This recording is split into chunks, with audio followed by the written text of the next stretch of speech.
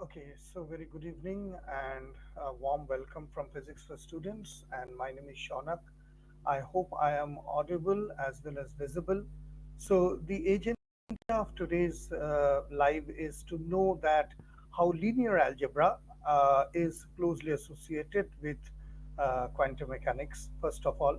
And we will also look into how linear algebra's concepts are also related to some of the concepts of quantum physics, how we will learn quantum physics as well as linear algebra together. And from there, we will look into what are the books, how do we go ahead with the books, what are the best books for learning linear algebra, and that would be obviously related to something which is some of the concepts of quantum physics. So this would be precisely, we would be concentrating primarily on linear algebra, but time to time, obviously, there will be other, videos, etc. I'm so sorry, concepts, so we will take it up from here. So a very good evening and a warm welcome. Just let me know if I'm audible or not. You can just send me a yes over this chat box. That would be great. So first of all, I have got few of the slides which first I would like to show you. And first we will start in general. Now, when I am telling you about quantum mechanics or the concepts of, good evening. Okay, yeah, good evening, theory of everything. Am I audible? Can you just send me a yes? That would be great. So what I'm trying to tell is that these concepts which we would be discussing today on quantum mechanics, these are not the usual concepts like superposition or Schrodinger equation or wave equation. These things you already know. Okay, thank you. So these things you already know. But what we are going to learn is that, for example, if you are taking up linear algebra as a course or you're starting to learn linear algebra, you will go ahead with the determinant, matrices, multiplication, operation, eigenvalues, all those things. But more interesting things become when you learn that how these concepts of linear algebra are related to the concepts of quantum physics. So what happens is that along with linear algebra, you're also learning quantum physics. And also good thing is that your learning of linear algebra has got a solid, definite motto. That means if I learn, for example, determinant of a matrix, I will learn this concept of linear algebra. If I go for a dot product or inner product, then I will learn this thing. So that is the objective of today's session. And that is the objective I want to give you, that linear algebra is so beautiful and so interesting that with linear algebra, you can learn a lot of quantum physics. Okay. So when we talk of quantum physics, something will be, I will quickly skip because you already know. I have made these fonts clearer. So theory of everything and those who have watched my earlier live, you must find that these are much more visible. So I made it much bigger. So it basically deals with the fundamental theory, which is the behavior of the atoms. That means it is on the smallest scale. Now, why do we need quantum mechanics? Obviously, we need to know because from the classical mechanics, when we move into microscopic scales, such as the stability of atom, discrete energy, electrons, the behavior of electrons, the classical mechanics is not possible. So we are taking ahead with quantum mechanics. How does it help us? Obviously, it provides a very deep understanding of reality at this small scale. Now, here I would like to take a pause. Those who have already watched few of my videos on how to write a research paper, tomorrow we have I've got a discussion live also, because I just want to tell you that I sit in a defense committee of a quite a, I would say, a well-known university, international university in Paris, where students give, PhD papers, and I sit there, I question them, I suggest them these things to do, and that is the reason I always tell that if you do not know the objective, the learning doesn't become interesting. So I will expand that on further. So it provides a better and a deeper understanding. So you might have a question, okay, we know that it is in a small scale. We know it deals with atoms and molecules, but what is the basic job? What does quantum mechanics do? So now it has come to quantum computing, but definitely it predicts a system. Now, whether you are into share market, job market, mutual funds, if you're into engineering, you will see every statistical or mathematical model has one preliminary objective. That is, it will predict the behavior of the market. It will predict the climate. It will predict this, that. That means prediction is an important concept of any mathematical or physical theory, and quantum physics also, that which is called, it predicts a quantum system, and it predicts the outcome. What is the outcome? That means how will the behavior of electron will be, how will it go here, or there is a probability that the electron will be in here or there. So it predicts the outcome, and it explains quantum phenomena, obviously, because it explains and interprets phenomena such as the superposition, entanglement, etc. Now, not only it predicts that, but it gives a wonderful mathematical model, and that is the basic idea. So I always tell that when you're learning quantum physics, remember that linear algebra and quantum physics you should learn hand in hand. I mean, say you spend 4 hours on linear algebra, and then quickly go back that to see that how these concepts of linear algebra is now applicable in quantum physics. That is the way. So here comes a very important point, that what is the nature of quantum mechanics and how does it behave? Now, don't take me wrong. This is one concept which Professor Leonard Susskind has led many times in his many of his videos. I mean to say, when you talk about the videos of, I would say, just a second, yeah, when you talk about the videos in, the Stanford lectures, etc., he always adds this very important point. I want that those who are watching the lecture, maybe for the first time, or maybe you're watching the lecture on the second time, this is something which I make a specific stress. So this is something very central and very important. So, so from macroscopic scale, we are moving to microscopic scale, but one thing stays very common. And what is that? It borrows the same mathematical structure and philosophy from the classical system. Now, when I say classical system, I am trying to mean that it is not a relativistic system. Okay. So, quantum physics, until and unless, I repeat, quantum physics, until and unless it takes into account relativity, it is classical. And classical is always classical. So if from Kepler's law, Newton's law, etc., etc., Maxwell's equation, if you're moving into quantum mechanics, that means the mathematics will also be classical, because that is coming from classical physics to quantum physics, which is also classical. But you might have a question that, sir, why do we then need to know a different kind of a mathematics for quantum physics? No, you don't need to know any different kind of a mathematics. The mathematics that is there in classical system is same in the quantum system. I'll just explain you now.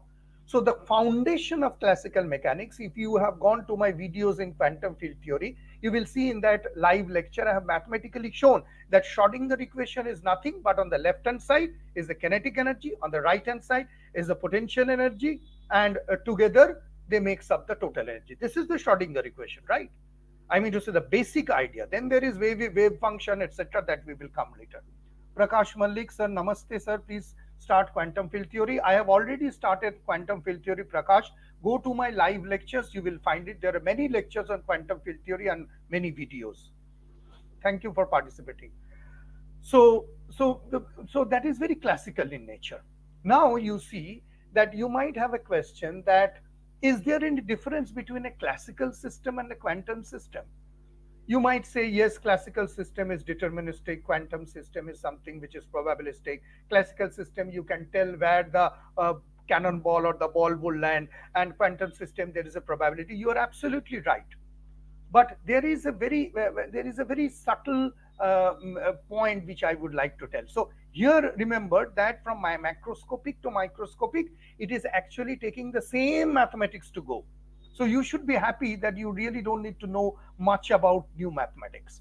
So as I was telling, and most of you know, that quantum mechanics with the deterministic is classical system. So pendulum, when it is going to and fro, so if you know the initial condition, then you can tell, well, the pendulum will go again from that position, you can say where the pendulum will come back. That means it is very much deterministic, and the future you can accurately tell. And most important is that a classical system is a continuous property. It's a continuous system. That means given a certain range, say between 1 to 5, you can always say that a position and momentum can have any value. Now, this is the difference, that classical system tells that a particle can, within a range, can have any value, but quantum system tells something different. I will come to that. So the velocity of an object can have any value. The ball rolling down the hill on the table can have any value. The momentum of a moving object can have any value. So first is that it is highly deterministic, and second is that it can have any value. That is the core idea of a classical system. And remember, the mathematics is also that. Those which, that is why we need continuous system, we need calculus, because otherwise we won't be able to calculate the continuous values, isn't it? Okay. So classical mechanics, we can tell that it describes the behavior of big object, macroscopic object, planets, cars, Jupiter, black holes, etc. And that is why we say that general relativity is classical, because it is very good in terms of predicting big things, but not in good small things. Here comes the quantum mechanics. So in quantum mechanics, what we say, we said that it is a likelihood. So the English word likelihood means what? That it may be here or may be there. 70% chance here, 30% chance there, right? But what we say in classical system, we say it is definite. It is going to be there.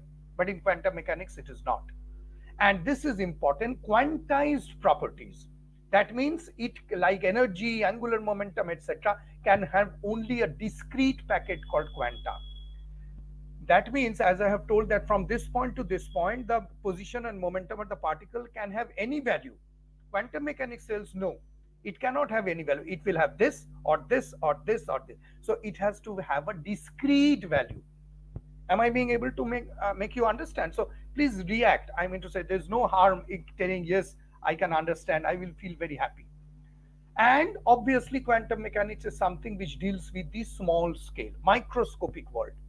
So these things are clear. This is the classical world is deterministic, and it can have any value. Quantum mechanics can have a discrete value. It is only probable. That means likelihood, and it can only predict things in a very small scale. So that is basically the difference between quantum system and a classical system. So question is that, do you need to learn a totally different mathematics? No. You do the same partial differential equation, you do the same linear algebra, you do the same probability. So does it require a different kind of a mathematics? Absolutely not. So this is something which you will see the students have a misconception that for quantum physics, what are the mathematics you need to know? Nothing. You just do the classical part better and you will learn quantum physics. Yes, there is one thing, is that certain notations or certain way of expressing quantum physics is totally different from classical physics. That is what we are going to look in today's live session. Now, so the good news is that from a classical and a quantum system, the underlying mathematics is the same. So good news is that you don't have any extra headache, no extra learning, no new things, and you feel very relaxed. Obviously, because it is the same classical system which is coming to quantum system, so the mathematics is the same. But there is one person who has disturbed us a lot. And can you tell who is that person? Who has created a lot of problem in our life? Yes, this is the person, Dr. Albert Einstein. So when the special theory of relativity, hello Professor Shonak, your lectures is really straightforward. Thank you for your continuous effort. Your videos are really helpful to me and inspire me to continue ahead. Thank you. Your name is Allanur Ansari. Great, Allanur. Thank you for this wonderful, I would say wonderful comment. But Allanur, stay tuned, because if you are preparing a research paper and how to defend a dissertation, I'm coming up with a lot of videos and live discussion, because I see students are unable to defend their thesis paper. There are certain questions which, when asked, students are unable to answer. So I will be speaking on that in the further videos also. So thanks for your continuous effort. Thank you very much. Right. So when special theory of relativity came into the scene, things got a little bit disturbed. Okay, how that it got disturbed. So now you see the left hand side photograph, this one shows that the classical physics got generalized into special relativity and then into general relativity. No doubt on that. Absolutely clear, isn't it? So quantum physics also have got two aspects. One is what we call the non-relativistic quantum mechanics. Another is one which we call the relativistic quantum mechanics. Hopefully, Prakash Malik is listening till now. He was telling me to start quantum field theory. So this is not a lecture on QFT, but however, here you get it. It's personal. Hello, sir. Yeah, hi. If you can tell me your name, that would be great. So what I'm trying to say is that the relativistic part of classical physics is now into general relativity. The electromagnetic Maxwell's electromagnetic equations, these are all have got into. Explanation is very nice, but slow internet here. Okay, no problem, Prakash. You can watch it later because this will be recorded in my channel. So classical mechanics have got one relativistic and one non-relativistic. So now it is in general relativity, which includes relativity also. So quantum mechanics should also have a relativity and non-relativity, isn't it? So we have got a classical quantum mechanics and a relativistic quantum mechanics. So here you can see that quantum mechanics, the classical and the non-classical. Okay, now here you see that if we learn quantum field theory, what Prakash was actually telling, as well as non-relativistic quantum mechanics, there is some amount of mathematics which is very common, and we are going to tell you that. I'm going to tell you. So we will start with non-relativistic quantum mechanics. So what mathematics you need to know, we are going to answer that. Why linear algebra is important, I am going to answer that. And how linear algebra and quantum physics are related, that also. My name is Jot, but you can choose variable how you want. Okay. Okay. Are you from India, Jot? Okay. So this is something which we are going to know. So remember that as soon as we enter the relativistic part of quantum mechanics, things will become a little bit complex, difficult. You have to break your head, etc. Same here in classical physics also. If you're reading Newtonian mechanics, it is easy. But the moment relativity comes, it is difficult.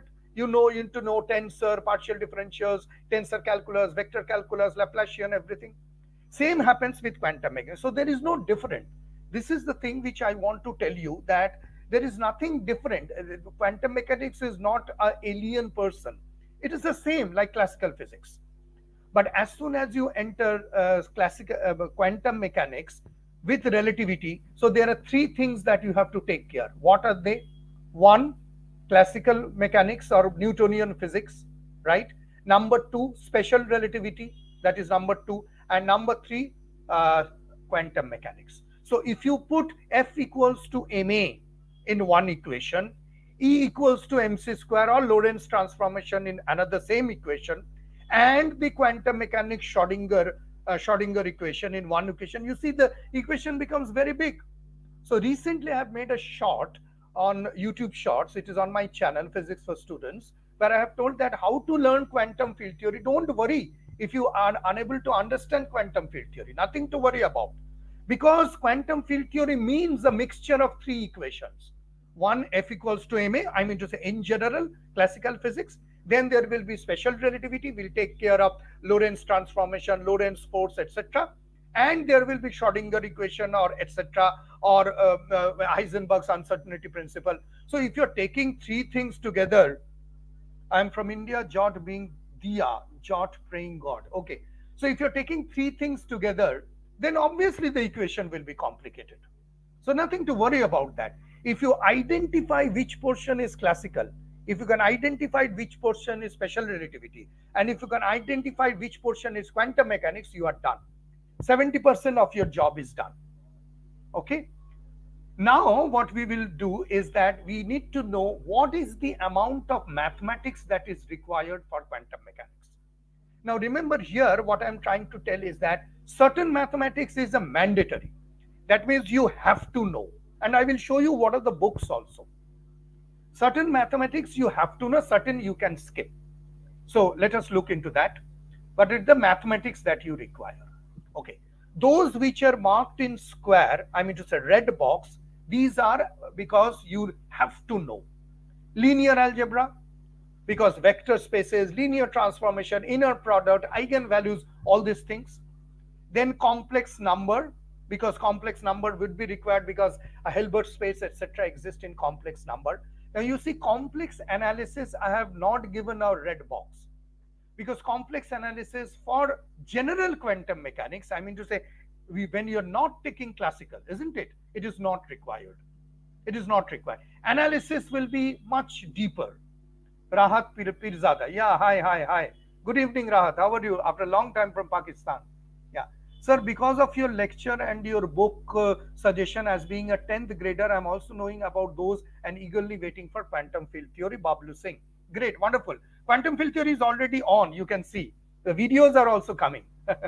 Okay. Next come what is called functional analysis. Functional analysis also you can skip for the time being, but you cannot skip differential equations. ODEs, that is ordinary differential and partial differential, because you have to understand Schrodinger equation, separation variable, eigenvalues, etc. Okay, and then you need to know probability. I remember there's a famous book, N.G. Das, I think, if I'm not wrong, probability theory, statistics as a whole.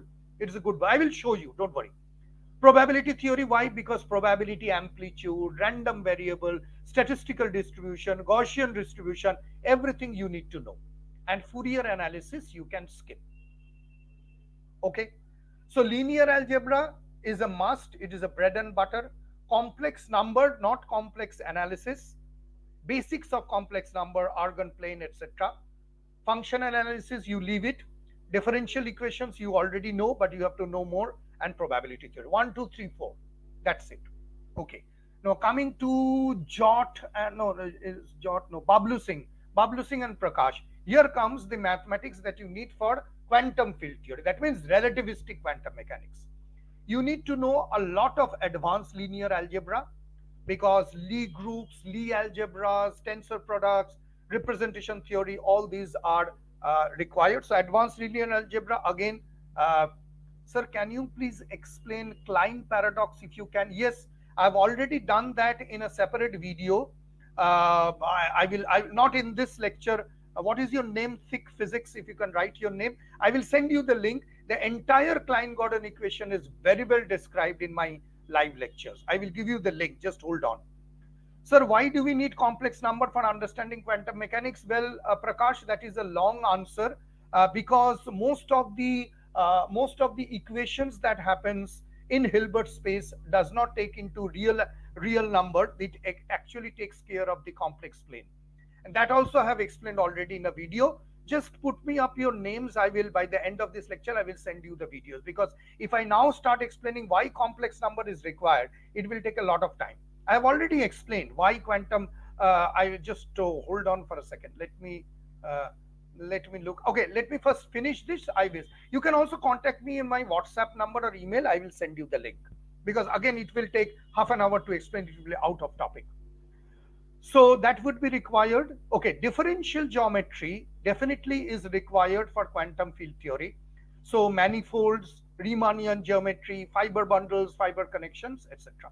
Topology, at the rate Prakash Mali, equations are complex, but the results are real. Who is that? Jot has replied.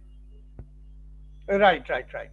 Topology, you can ignore. Group theory, you can ignore. Special relativity, you cannot ignore, because quantum field theory means special relativity, Minkowski space, etc. Okay, there is something new which I don't know whether you know. This is called functional integrals.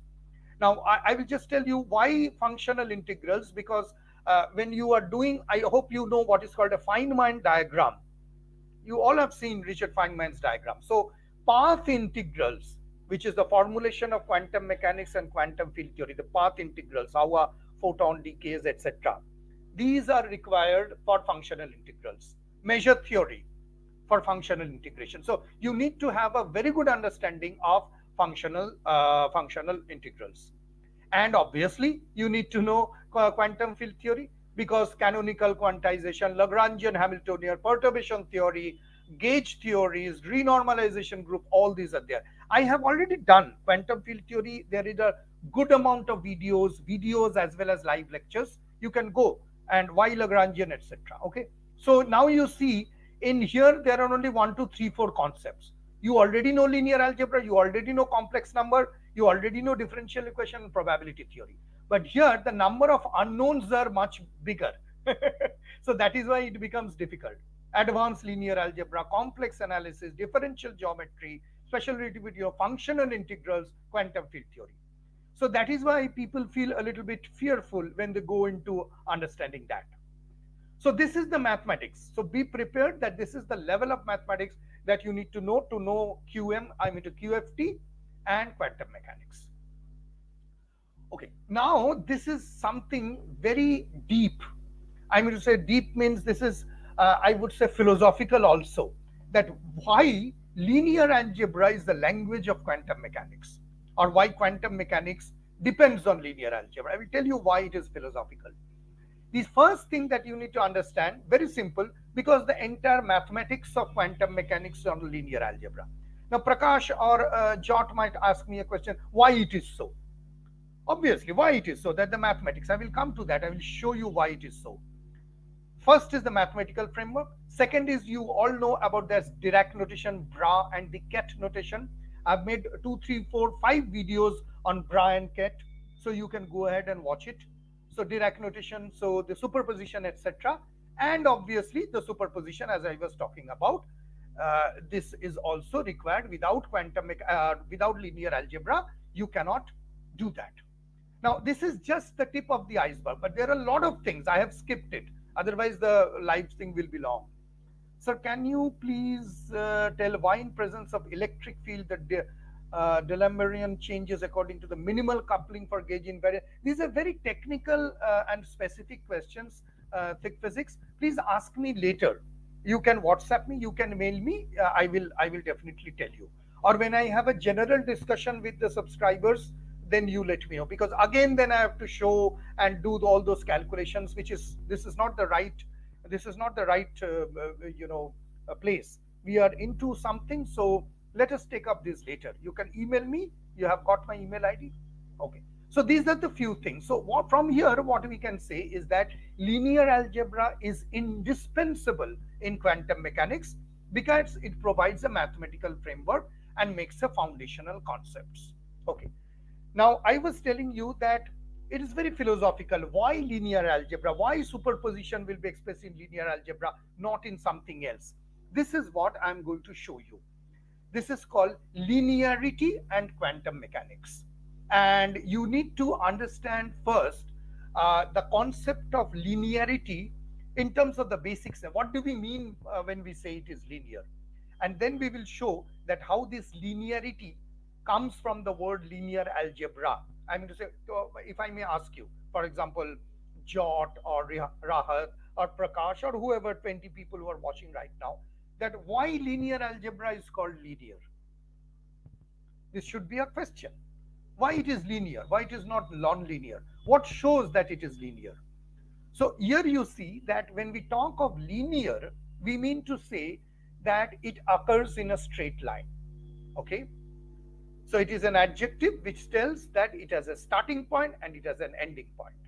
Something like a linear line, isn't it? So it tells that something that follows an expected order or sequence. Now, pay attention over here. When I say that linear is something which is an expected order or sequence, that means again I'm going to the classical part, isn't it? Because the definition of classical physics in terms of pendulum or others, what do we say? It is deterministic. What do we say? It has a starting and it has an ending. That means it is already matching with the concept, very root concept of classicality. It is a wrong English, but I'm using it, classicality. So it has an expected order. If I throw the ball, it will hit there and come back here.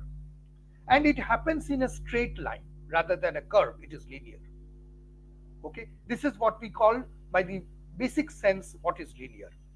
Now here you see in quantum mechanics also we say values are quantized, values will have specific range, values will be discrete. So obviously linearity and quantum mechanics goes hand in hand. They fit hand in glove. Are you getting my point? Please do respond in the chat box. I will feel happy. So linearity itself means something that follows an expected order or sequence. And quantum mechanics internally also says that those things which has got an expected or quantized or discrete energy. So internally from here it follows that linearity and quantum mechanics somehow are related to each other. Let us see with an example. So if I take a vector, for example uv, and I scale that vector, I multiply that vector with a transformation t. Okay, so tu plus v will be equal to tu plus tv. The additivity property will follow, and also the homogeneity property will follow. tcu equals to ctu. So this is what we call linear transformation of vector. We scale it. Now you might ask a question, that is fine, we all know that, but how does it relate to quantum mechanics? How quantum mechanics takes care of that? Now here you look. Psi1 and Psi2 are valid quantum state. Now, I mean to say, those who already know quantum mechanics, not for them, but those who are learning for the first time, quantum state means that I need to know where a particular system is. Where is the electron? Where is the subatomic particle? We call it as a quantum state. Just like in a classical physics, we say, this is the position, this is the momentum. Right? In classical physics, in quantum physics, we say it is a quantum state. Same. We are trying to know either the position or momentum or something. So we call it as a quantum state. So if psi1 and psi2 are quantum states, so what happens if energy levels are fractioned rather integers? Yeah, if it is, in case it is fractioned also, that is also discrete. That is also discrete. We will see that. That is exactly, there's a good question Prakash has asked, that fractioned will become then superpositions. I will come to that part. Okay. So please suggest me any good book for particle physics. I will do that. Just wait, let me finish this part. So any linear combination, now what is that linear combination? I'm taking a variable, random variable, which is a constant a, and I'm adding that with psi1, and I'm adding a b with psi2. Okay, let me explain again. We have got a quantum state. For example, this one, this is the spectacle box. So here is a quantum state, maybe spin up, and this is a quantum state spin down. Okay, this is a quantum state. Can you see this? Okay, spin up, spin down. Okay, and this can be combined with another addition of variable a over here, and spin down another variable over here, spin down, spin up and spin down. So what I am trying to tell over here, if you add any constant, any complex numbers, that would also be a valid linear combination. So a quantum state can exist in multiple states, unlike a classical mechanics. Classical mechanics tells that it has only a definite state. Okay, so here you see, if I get a C0 and a C1 complex numbers, and psi is the quantum state, the wave function, then what I say, C0 and C1 are weighted by the probability amplitudes. I will come to that part later. But what becomes important is this one, that both of these lead to a valid quantum state. That means A psi1 plus B psi2 is also a valid quantum state. So from here, we can actually understand that linear algebra, why it is related to quantum physics, because linear algebra is also something which is linear, going in a straight line, predicting the outcome. And quantum mechanics also said that if you have got a state psi1, if you got a state psi2, and if you add two extra numbers, complex, constant, that state, new state, is also linear in nature. And how do you express that? That is why you use linear algebra. So this one, C00 plus C11, this is a new state. But this is also valid. Why? Because it is a linear combination of two complex numbers or two constants. And this brings up to this funny picture that can you tell that what is the cause and what is the effect? I mean to say, maybe it is quantum mechanics which is the effect, or linear algebra is the effect, quantum mechanics is the cause, or quantum mechanics is the cause, or linear algebra is the effect. So that brings to the, chicken and egg kind of a place. And that is why I was telling it is philosophical. Here you see that in order to measure the outcome of quantum mechanics, we use linear algebra. Linear algebra, as the name tells, it is linear in nature, and quantum mechanics is also linear in nature. Now, you might have a question that linear does not mean that it is a curve or a straight line. No, linear means those states which are adding up to create a new state. Okay, there is no geometry over here. There is no geometry. Until we take QFT, there is no geometry. It is the state. And here you see the last box, mathematical structure of quantum mechanics. Its governing the equations are represent is inherently linear. This is important. And this linearity, as we will see, allows for superposition, the ability to have two quantum states at the same place.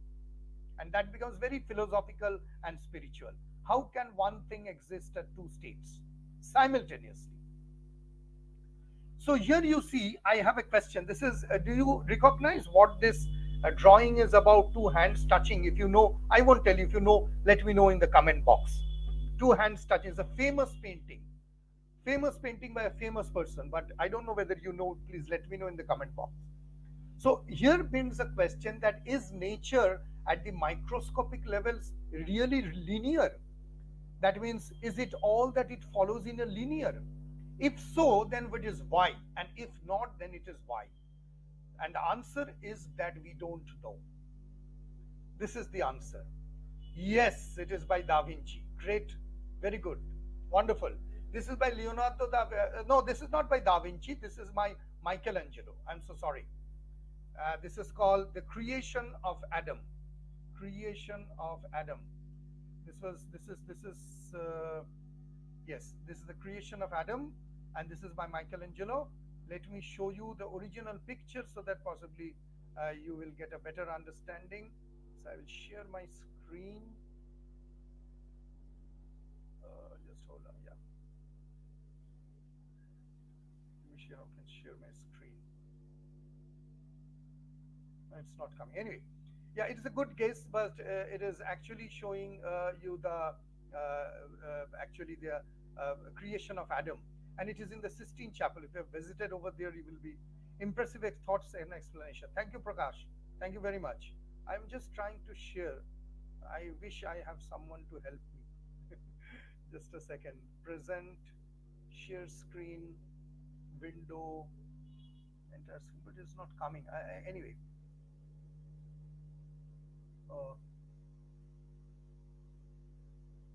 Can you see this one? Anyway, let's stop it. I think it is not visible. But this is called The Creation of Adam. So you can search it. So thank you, Prakash. So we really don't know.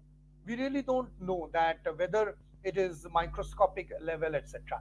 And that also brings to our understanding that why quantum mechanics and general relativity, till now we are struggling so that we cannot get a theory of everything. Quantum field theory is definitely established. Classical physics, special relativity, quantum mechanics. But we cannot unite gravity. Gravity is the elusive force that we tell, isn't it? And maybe that is the reason. This is just my guess. And I think possibly we will never be able to unite QM with GR. And maybe the reason is this, that quantum mechanics is inherently linear and general theory of relativity is inherently nonlinear. And that is why you see that general relativity requires all those non-Euclidean geometry, Riemannian geometry, curve spaces, tensor analysis, all those things. Right. So that is why maybe that quantum mechanics shows linearity and general relativity shows something which is not linear. This is a kind of a debate. Anyway, we come to the next important part, that how do we understand that this linearity and Schrodinger equation, because we will see that Schrodinger equation is also inherently linear. Not only linear, it is very classical. So I just want to pause over here and I want to ask you that, are you now getting a point of understanding that why linear algebra is the language of quantum mechanics? Why you need to know linear algebra to know quantum mechanics? Are you getting it? I'm giving you many examples, this and that, mathematical, philosophical, so that you now get an idea that how linear algebra is related to quantum mechanics. So I hope that this is clear, because nobody is responding. So I think that it will become clear to you. So we will see this linearity and Schrodinger equation. And here you see that Schrodinger equation is definitely a partial differential equation because wave functions depend both on space and time. So it has got two variables. So we need to have a PDE, and it is a linear equation also. And we will see onto that what do we mean by linear equation in part of Schrodinger equation. Now I have done a calculation which I'm just skipping for the time being because I don't want to take the entire Schrodinger time dependent or independent equation. I have taken a stationary Schrodinger equation to make things easy. Stationary means what? Stationary means it will have an energy which remains constant and the wave function depends explicitly on time. So del psi by del t will be equal to 0. It will be easy for you to understand. It's beautiful how one of the most finest theorem in physics depends on linear algebra. Yeah, absolutely. And that is my objective, to show you through your eyes that how it becomes so beautiful. Ultimately, it is all very philosophical, isn't it? Because all becomes so uniform. There's a pattern. Sir, you can name a lot of things, but do you really understand it as well as yes? If yes, please then start a lecture series to spread your and grow your knowledge. I respectfully urge to do so. Will help you for many of us. Yeah, I will do that. Uh, you can name a lot of things, but do you really understand it? I'm to say, yes, I do understand. Then how I am doing this? I don't understand your question. You can name a lot of things, but do you really understand it as well? Maybe. I don't understand things. Maybe you are smarter than me. I'm so sorry. Okay.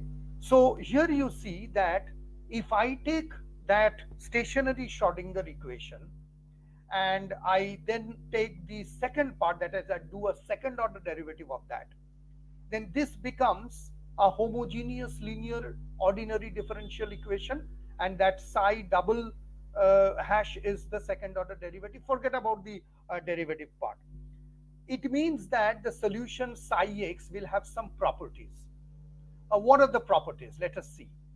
Here you see, again, I'm just repeating it so that you can understand very well. If psi1x and psi2x are solutions to this equation, the earlier one, right? This one, then again, if I substitute two constants a and b, right, then this one with a plus b is also a solution to the previous second derivative order equation. So the entire point of showing this is what? That how Schrodinger equation actually follows the linearity. So here you can see that from here we can say that the core equation governing quantum system, the Schrodinger equation, is a linear partial differential equation. So if psi1 x1t, that is a position and time, and psi2 x2t, and if I substitute a and b are solutions, then any linear combination with a and b being constant, complex constant, will also be a solution. So that actually explains that why linearity, this linear algebra, etc., comes to what we called linearity of Schrodinger equation. Isn't that a negative sign before h cross? H cross minus a, no, I have not taken the time independent part. That is why I have not given. You are very right telling that, but this part I have ignored, the negative. You are right that a reduced Planck constant should have a negative sign, but I have ignored that to make things easier. So here is a nice analogy. So if you want to make a recipe, okay, psi1 and psi2 are the two recipe, and you are making a cake. So you can add those two recipes into making a cake. But if you want to add few more ingredients, okay, for example, a carrot, I mean to say carrot or capsicum or a little bit of cheese, isn't it? Ingredient A and B. So you can add these two ingredients A and B also to make a fresh new cake. So the earlier cake and the two cakes are the same. That means that what I say, that it follows linearity. Schrodinger equation also evolves through time evolution, what is called linearity. Now, you might have a question that is Schrodinger equation classical, then what happens with quantum field theory? The answer is that Schrodinger equation was later developed by whom? Paul Dirac, to make what is called a Dirac equation. And somebody was asking me about Klein-Gordon equation. That also was an earlier attempt to make the Schrodinger equation relativistic. Schrodinger equation is actually non-relativistic. Okay, so that is why we have to include the quantum part and make it that. So if you want to make a birthday cake, if you want, you can send it to me on my birthday also. So if you add two recipes, it will be the same cake. It won't be a change. And this new cake is the same as the earlier cake. So that is why we say that this complex number, later we will see that these are actually related to Hilbert space, etc. Okay. So thick physicist, sir, I mean to say that you are saying names of lot of things throughout the lecture, and if you really know all of them, then I really admire you. So for being much knowledgeable, I wish to reach that level one day. Okay, fine. See, I will be very honest with you. I never talk about myself, but the thing is that obviously I know those things. Then how I am not explaining those things? And if you want to check that how much do I know and what are the things, go to my quantum mechanics lectures. You can find it even the Columbia University of US. I'm so sorry, New York. In New York, they are actually consulting my lectures. You have already seen that Professor, I forgot his name, Joan Clark wrote me a mail that he's already using differential geometry and quantum field theory lectures in his class in philosophy of mathematics. I don't want to say, I might sound arrogant that why Shaunak sir is telling that he is great. No, I'm a very, very humble, and I don't know anything. I'm still learning. But definitely these people and these colleges and the great professors, they're using my lectures. They're using my lectures and they are feeling happy, isn't it? Okay. It is a general lecture maybe that you are expecting to see a syllabus-wise sequence of thorough equations. Okay. So this is an analogy which gives an understanding. So from here we come to, in order to summarize, that the mathematical structure of quantum mechanics from its governing equation to the wave physical properties. So we see certain things happening in quantum physics. We try to define those things in terms of linear algebra, and we say that it is inherently linear. So that justifies today's video, that why do we need linearity and why do we need linear algebra. And this linearity, which is a sequence, I will say a subsequent follow through, leads to superposition due to the mathematical part. And that is why I told you that which one is actually coming first. Is it linearity follows the quantum mechanics, or quantum mechanics gives the shape to linearity? We don't know. We really don't know. Suggest a book on multivaluable calculus with rigor. I will do. In many of my lectures earlier, I have suggested many books, but if you still want, please wait, I will do that. Let me first finish this one. Okay, so here we come that what are the concepts that you need to know in linear algebra to learn quantum physics? Now, there's a question that, do I need to know everything about linear algebra? How much linear algebra I know? I hope that you're already following a college curriculum and you know a certain amount of linear algebra. But what are the concepts of linear algebra that would relate to quantum physics, and how does it do? That is what I'm going to tell you. So first of all, you need to understand vector spaces very well, because these are related to quantum states. Vector spaces to quantum states. You need to know very good inner product space, because it leads to what we call how much they overlap, or the measurement, or we say probability amplitude. You need to know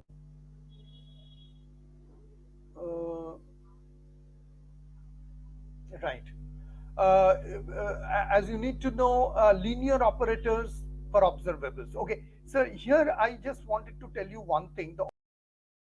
The objective of today's live session is that you can find a lot of mathematics into any book, right? I expected some more mathematical rigor, but rather Sir said is doing for a more generic public, like a beginners to just start into some stuff, but that is good as well. So I just wanted to tell you is that you can find mathematics in any book, pick up any book of linear algebra, etc. But the objective is not to teach you mathematics. The objective is to teach you that how will you learn the mathematics? How will you go from one step to another? What is the method that you will follow? What are the books that you will follow? And how these are related to the quantum physics part? So definitely I won't sit down and teach you matrices, etc. Okay, so that is not the objective. Objective is to make you relation with each other. So linear operators, and then you can also know about eigenvalues, eigenvector, which actually relates to measurement, unitary operators, which leads to time evolution, and tensor products, which leads to composite system. So these are the core concepts: vector spaces, inner products, linear operators, eigenvalues, unitary operator, and tensor products. And each of these are related to quantum physics. Okay, so let me show you a quick example. If I'm talking of vector spaces and states, for example, so in general, what we do in terms, I'm so sorry, in terms of classical physics, we draw a vector space. For that, definitely you're good. I do believe your lectures are a good starting point. Okay, so thick physics, may I know a little bit about your background? If you can put up, I will be very happy. So what happens is that you take a vector space and then you put up arrows and you can say that this is going in this direction, etc. But in case of a in case of a quantum mechanics, if you want to know the electron's position and momentum, you need to move into what is called a Hilbert space. So vectors in linear algebra generalize to Hilbert spaces. For example, if I take a vector, state vector psi, and it exists in a Hilbert space, you know H, then this would be psi1, psi2, and so on. So that is definitely a good part in terms of knowing linear algebra. And quantum states are definitely represented by vectors as in that. Okay. We also need to know a little bit about inner product. Why inner product? Because inner products actually is a way, in the kind of a way, analogy of multiplying two vectors to get. I'm class 12, okay, and attended one of your general relativity seminar in which Giles sir was also there. Yeah, I know Giles was there. Yeah, okay. So you're in class 12. Okay, fine, great. I thought you were in masters. Okay, fine. So in Hilbert space, then this inner product gives you the angle and length, etc. Okay. So why are you in? I mean to say, if you have done quantum mechanics till perturbation and you are currently doing quantum field theory, then I think that you should go up to the level of doing a master's or maybe a PhD, because you're quite way ahead of what you are in class 12. That's wonderful. It's good to know. Congratulations. So here you see that if we take quantum states which are represented in Hilbert space by psi, then the inner product between two vectors, say for example phi and psi, two products, it takes how much they overlap. So now you understand that in case of a Venn diagram, when two sets are overlapping each other, what do we say? We say that how they are actually common. What are the common characteristics between these two states? So exactly that is what the inner product tells you. Okay, that inner product between two vectors psi and phi, the bigger the inner product, that means the similarity between them are much more. So the overlap is essential to understand the probabilistic interference, etc. Okay, so the inner product between phi and psi, it indicates a transition. Transition means from initial state phi, it goes to the final state psi. Then what is happening? What is the nature, etc. Okay, and if I square it using the Max-Born's rule, then we get what is called the actual probability. Okay. So what does inner product tells us? Inner products, I thank you very much, sir, but I do admire you because I don't have such methodology to tell someone how did I did quantum. I just said it. Yeah, you can communicate to me later. See, I don't know your name. I told you to tell your name, but you didn't. Anyway, so the question is that it is not a methodology. You need to verify whether your understanding is correct or not. Thick physics. I mean to say, see, don't take me wrong, because nowadays there are so many internet books, videos, blog, etc. available. Students make a kind of a mistake that okay, I know this, these equations, so I know quantum field theory. I will tell you, you know, you see these hairs, etc. So we struggle a lot to learn a thing. I mean to say, I'm not undermining your capacity. As in class 12, if you're learning quantum field theory, I mean to say you are a prodigy, you're a genius.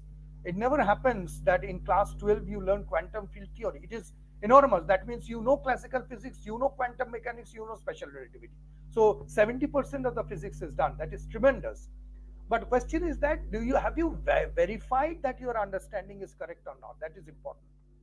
So nowadays, a few days back, a person's a very young person sent me in my WhatsApp a few a few equations on Einstein field equation, and he told me that, sir, can I write a paper? And that is the reason which actually thought that why don't I make a video that how to write a research paper, because writing a research paper is, I won't say it is difficult, but it takes time. So given 5, 6, 7 equations, you do and permutate it and use artificial intelligence, chat GPT, etc. And it is not that you can write a research paper. You will see tomorrow I have a same session at 8 o'clock. I will tell you how to write a research paper. So if you feel that you have a thought, it not necessarily means that you can write a research paper, right? So I congratulate you that at class 12 you are learning quantum field theory. I mean, so it's just tremendous. You have got a great IQ level, to be very honest with me. Okay, so finally we will end today's video looking in some of the linear algebra books for learning quantum physics.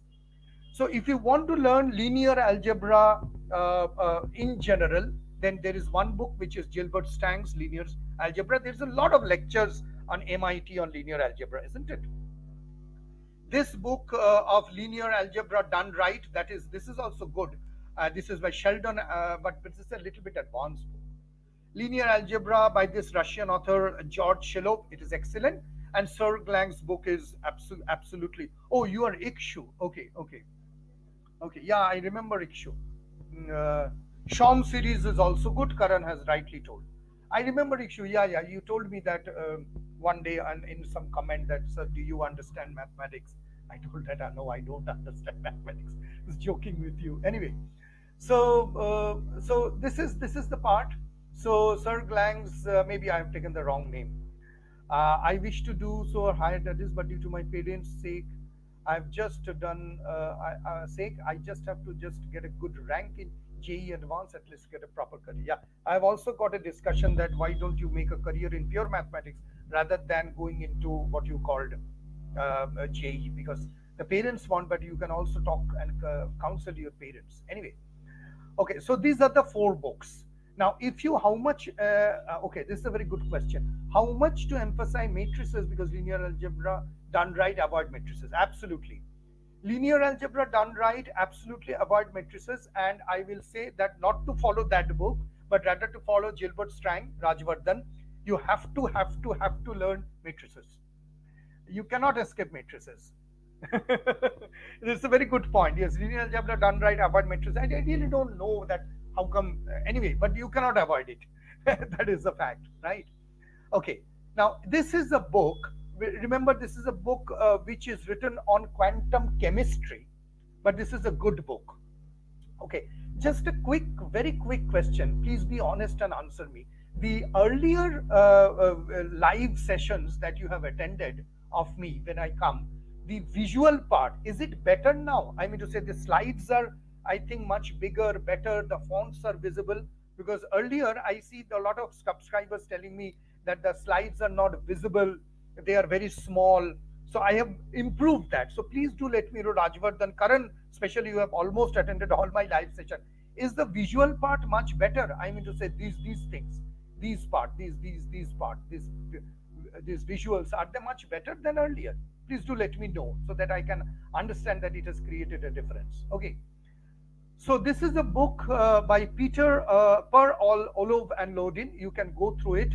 It is about linear algebra for quantum theory. This is an exclusive book only on linear algebra for quantum theory. So set theory, linear spaces, binary products, chapter and set problems, and it has got a target audience. I will show you what is the content.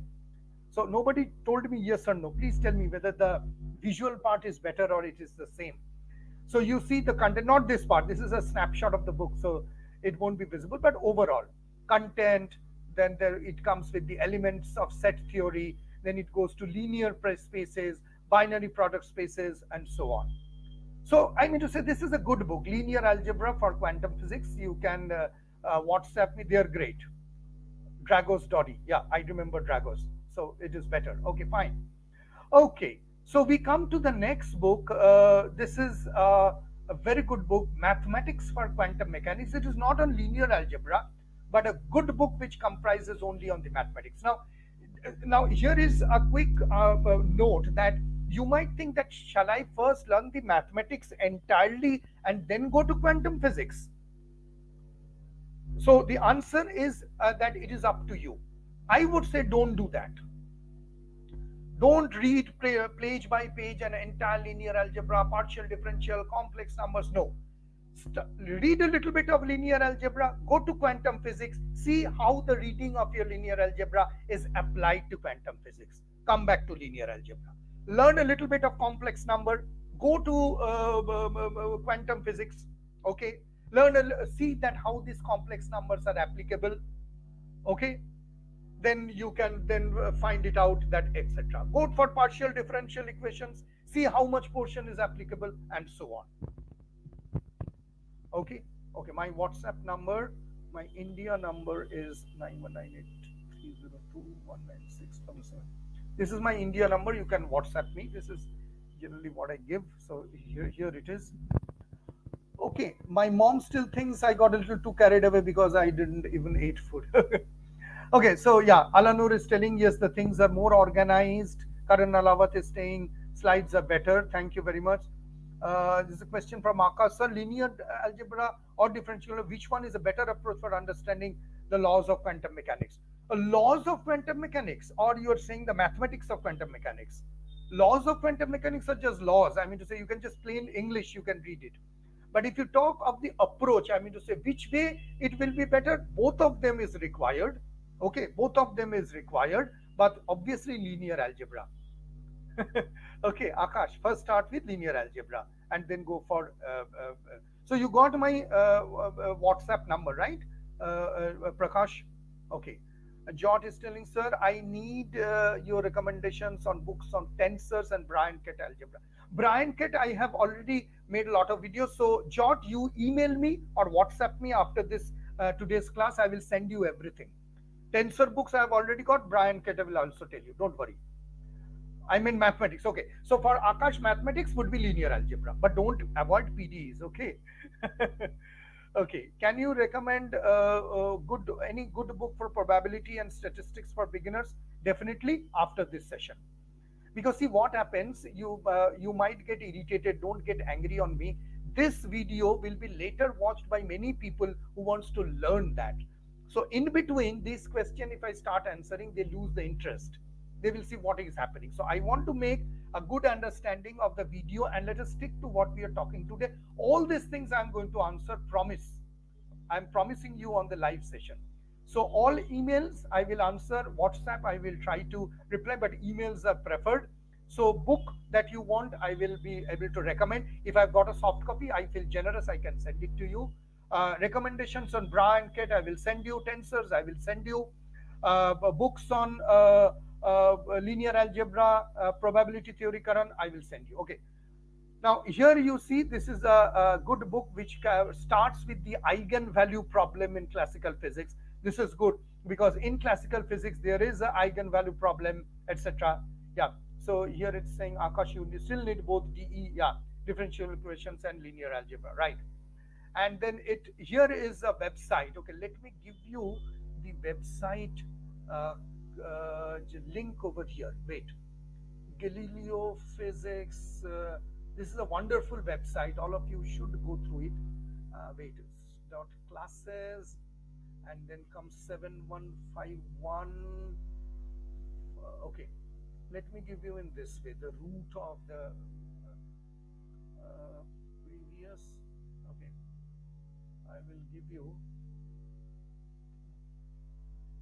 Let me find out linear. Fall 02 linearalgebra.htm. Linearalgebra.htm. what is happening? Class. Okay, you take this link. Yeah, I got it. Here it is. Okay, I've given it in the chat box. This is a very good website which deals with the mathematics of quantum mechanics, or rather I should say that it deals with the all the introduction, wave equations, and then it goes into linear algebra. So it is a very good resource. Please go through it, copy it from the chat box so that you can get through it. And this is also a very good website for linear algebra. Just let me see what it is. Nicholas. Okay. I don't have the link over here. Just wait. I will just get it from my video. I think, yeah, I have put it in the last video. Yeah, I got it. Okay, don't miss the podcast with Dr. Geetanjali Sethi. Those who are interested in what is called cosmology and quantum mechanics, that will also be a good learning for you. Okay, okay, I'm sending you this link also in the chat.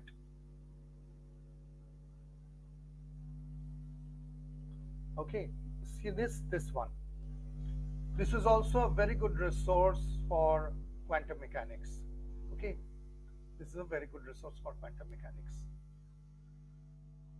Sir, any reliable website for relativistic quantum mechanics as well? A lot of websites are there.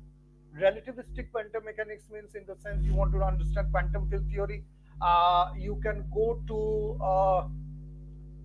let me check in quantum field theory. I think there is a website for beginners.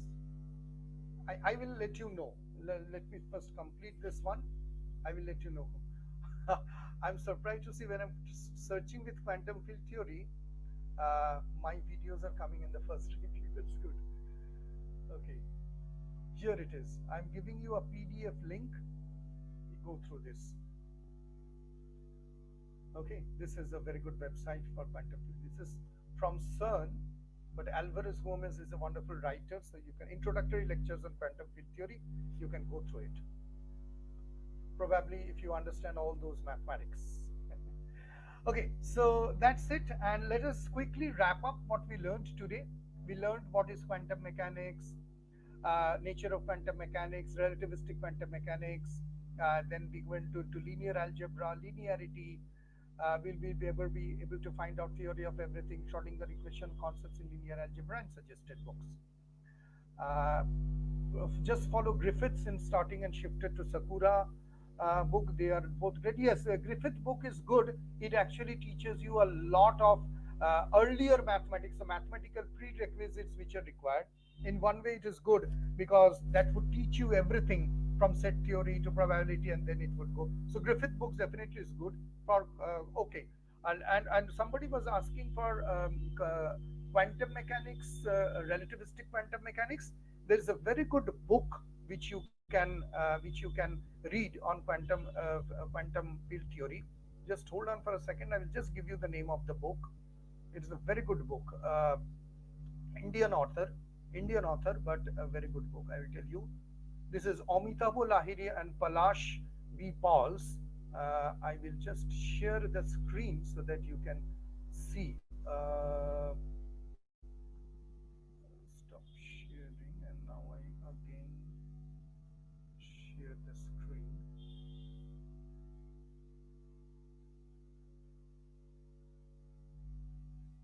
Yep.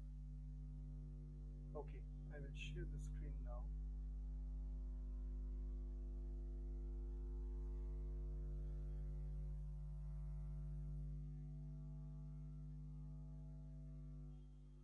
Can you see this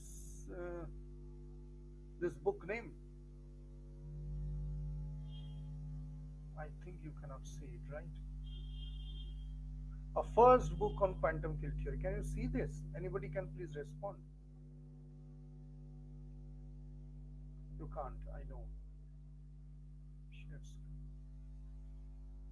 Now you will be able to see. Okay. This is a wonderful book, first book on quantum field theory. This is for absolutely for beginners. It is good to share. No, I don't have a Telegram channel. I'm so sorry. I don't know anything about Telegram. So this is a very book, first book on quantum field theory. You can see, I will just show you beautiful notations, how it clears up the notations first, and then you see the contents. You see, first it starts with preliminaries. Can you see this? I will make much bigger. Okay, let me increase the size. Can you see this? Yes or no? Why quantum field theory? Okay, it is visible now. Then the classical field theory, what I was telling, Hamiltonian, Lagrangian, etc. Then quantization of scalar fields, equations of motion. Then it comes to quantization of Dirac field. Then it goes into S matrix, and then from Wick expansion to Feynman diagram, Feynman rules, then the cross section and decay rates. This part is mostly this part. This part is a little bit more into what you called particle physics. Then quantization of electromagnetic field. This is the classical quantization, remember, right? Then it goes into QED, quantum electrodynamics. Okay. Then it goes into the free scalar field Dirac fields. Okay. Electromagnetic form factors. Then it goes. It is wonderful renormalization, and you see it covers a lot of pages. How much? 245 to 279. So many pages on what you called renormalization, because renormalization is important and it is difficult. How do the symmetries break? Then the Yang-Mills theory of non-abelian gauge fields. Then the standard electroweak theory. So standard electroweak theory means it is again going for unification, right? You see the Yukawa couplings, gauge boson decay, and then it covers the useful formulas. So again, to repeat, this is an absolutely amazing book to read through. You can go through this book and you will be able to understand quantum field theory, start right from the starting till the end. Again, probably that if you know the real rigor of the mathematics of special theory, quantum mechanics, and Dirac equation and Klein-Gordon equation. Okay, just before I end, somebody was asking about what is Klein-Gordon equation and how can you explain about the Klein-Gordon equation. Here is a quick link to those that one. This is a good live video. Somebody from Malaysia actually asked me that how to know about Klein-Gordon equation. So here is a link. I have given it in the chat box. Go ahead, and I have explicitly described what is called a Klein-Gordon equation. First, Klein-Gordon equation. Why Klein-Gordon equation? Why it failed? What is negative energy? What is Dirac equation? Why it is considered as the first thing in Klein-Gordon equation, and why Klein-Gordon equations are easy to understand. I always tell that understand Klein-Gordon equation first, then go into Dirac equation. Okay. Landau's book is also great, but it is pure encyclopedic knowledge. Yes, it is definitely boring. Okay. So thank you very much for all of you for taking patience almost for more than an hour listening to me. Tomorrow at 8 o'clock, I have a same session at Physics for Students starting 8 o'clock. But tomorrow I would be showing you how to write a research paper. And not only that, whenever you get a thought in your mind, how to put that thought in a scientific way. Again, I'm telling, it is not that you have to write a research paper. There are a lot of things which you can do actually. And I will show you what are the things that you can do. But first, let us understand that if you are willing to write a research paper, are you on the right track? Do you write a research paper? How do you write? What are the yes? What are the no's? What are the factors? How do you present it? What is the title? And a lot of other factors. It won't be covered in one video. But remember that these are the things that we are still to cover. I will try to make up a time. Let me go back to where I actually would pause today. And these are the things that we need to cover up. Just a second. Yeah.